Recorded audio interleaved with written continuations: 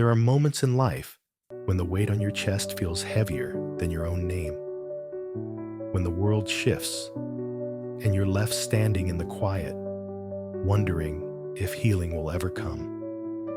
But Isaiah 61 is God's gentle interruption, a reminder that broken places don't stay broken, ashes don't stay ashes, and mourning is not the end of your story. It's the chapter where God steps into the ruins, wraps you in comfort, and whispers, "I still heal, I still restore, I still rebuild." Isaiah 61 isn't just a promise, it's a turning point, a lifting, a sunrise over the things you thought were finished. Let's listen and meditate on the verses together. There's a powerful prayer for healing at the end. Isaiah 61. The Spirit of the Lord God is upon me, because the Lord has anointed me to preach good tidings to the poor. He has sent me to heal the brokenhearted, to proclaim liberty to the captives, and the opening of the prison to those who are bound, to proclaim the acceptable year of the Lord and the day of vengeance of our God, to comfort all who mourn, to console those who mourn in Zion, to give them beauty for ashes, the oil of joy for mourning, the garment of praise for the spirit of heaviness, that they may be called trees of righteousness, the planting of the Lord, that he may be glorified. And they shall rebuild the old ruins.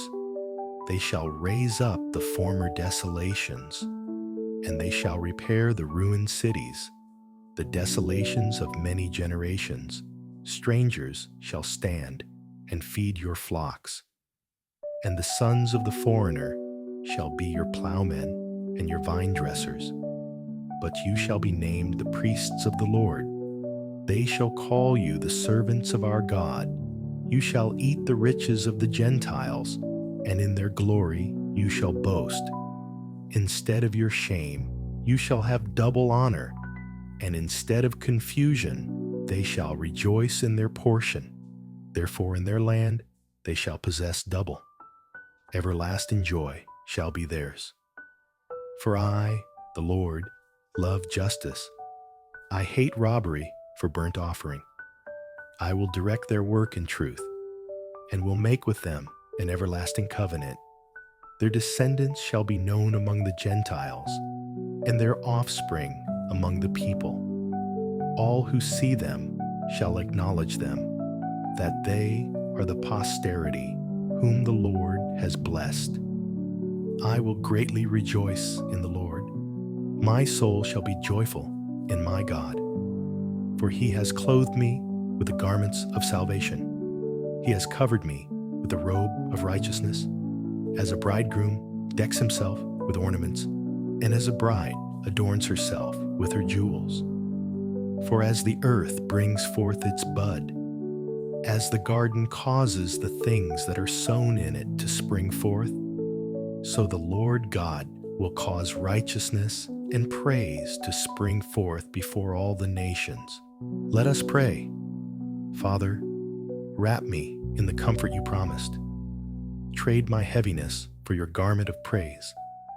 Heal every place that aches within me. Restore what felt broken beyond repair, and breathe new life into the parts of me that forgot how to hope. Turn my ashes into beauty, Lord. Let your light rise in me again. Amen. If this blessed you, please hit the subscribe button and share with someone who needs hope and encouragement today.